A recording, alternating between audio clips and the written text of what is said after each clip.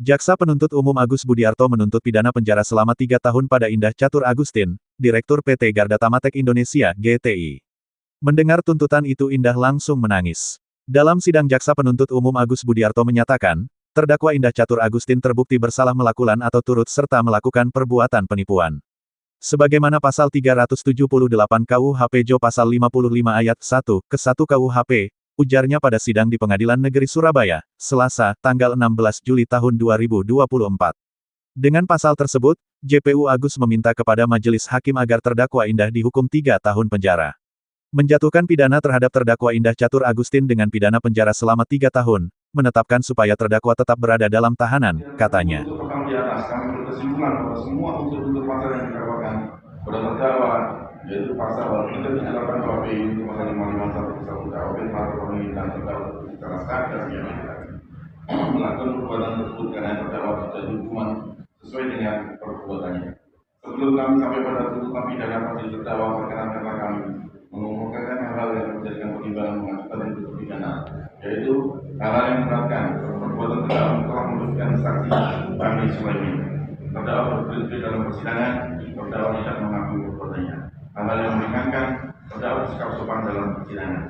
Dengan kemudian dimaksud kami catat kami dan memperhatikan ketentuan undang-undang yang bersangkutan menuntut agar majelis hakim Pengadilan Negeri Surabaya yang memeriksa dan mengadili perkara ini memutuskan: 1. Menyatakan terdakwa Indah Catur Agustin telah terbukti secara sah dan meyakinkan bersalah melakukan tindak pidana yang menyuruh melakukan atau turut serta melakukan perbuatan tindak pidana penipuan sebagaimana diatur dalam pasal 378 KUHP pasal 551 KUHP sebagaimana dipidana dalam dakwaan ke-1.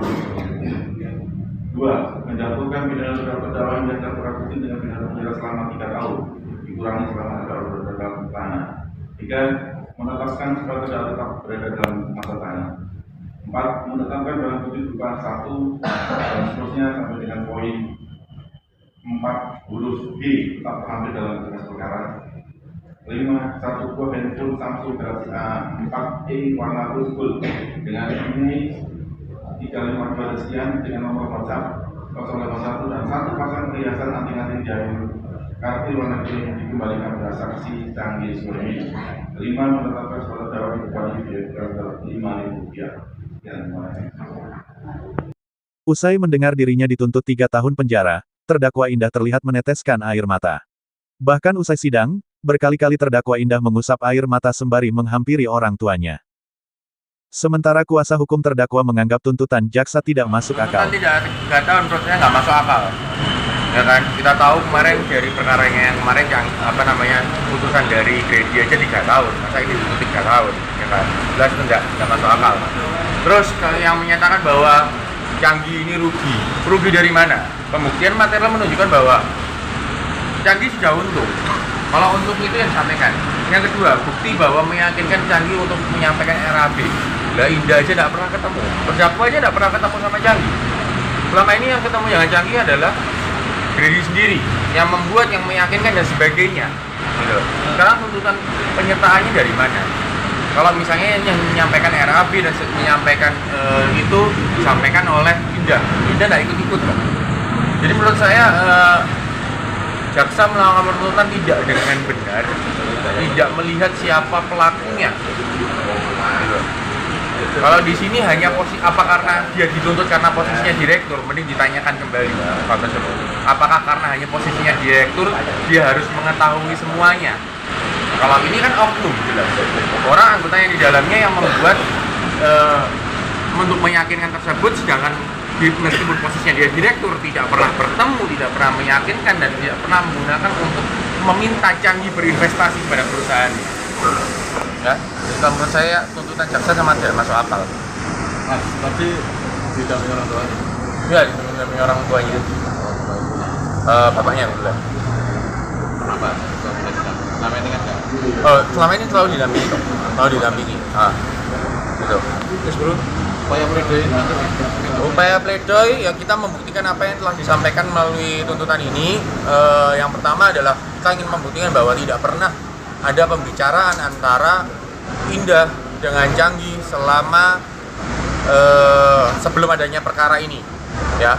Nanti kita mau buktikan, silakan dibuktikan melalui chat-chat WhatsApp dan sebagainya bahwa tidak pernah ada ketemu sebelum adanya permasalahan ini.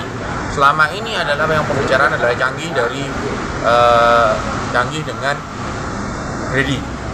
Terus kemudian saya nanti akan membuktikan di mana tidak adanya kerugian, ya, tidak ada kerugian. Itu yang selalu menjadi bahwa sampaikan mengakibatkan kerugian mana?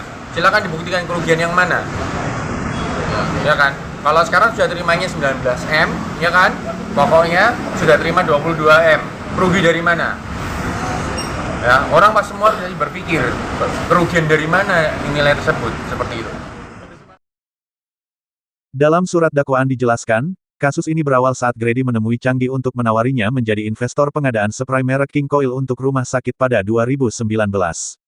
Nilainya mencapai miliaran rupiah. Saat itu, Grady menjanjikan keuntungan sebesar 4% dari nilai investasi yang diberikan. Sedangkan Indah disebut berperan membuat rencana anggaran biaya, RAP Supply King Coil yang kemudian dikirimkan kepada Canggih, dengan keuntungan 379,2 juta. Canggih yang tertarik dengan tawaran bisnis itu lantas menyetor 5,9 miliar secara bertahap ke rekening PT GTI untuk investasi periode November tahun 2020 hingga September tahun 2021. Setelah habis periode, Canggih berniat menarik modalnya, Indah dan Grady menahan agar modal itu tidak ditarik. Keduanya juga memberikan 7 lembar cek sebagai jaminan. Grady menyebut cek itu sebagai pengganti dana yang telah diinvestasikan dan bisa ditarik periode Oktober tahun 2022 hingga Januari tahun 2023 saat Canggih mencairkan cek itu ternyata tidak bisa. Alasannya, rekening giro sudah ditutup. Canggih pun mendesak agar keduanya segera mengembalikan modal yang disetornya, hanya sebagian yang dikembalikan. Sisanya sebesar 4,8 miliar tidak kembali. Atas hal itu, Canggih kemudian melaporkan Indah dan Grady ke polisi, dari Surabaya Rahayu mewartakan.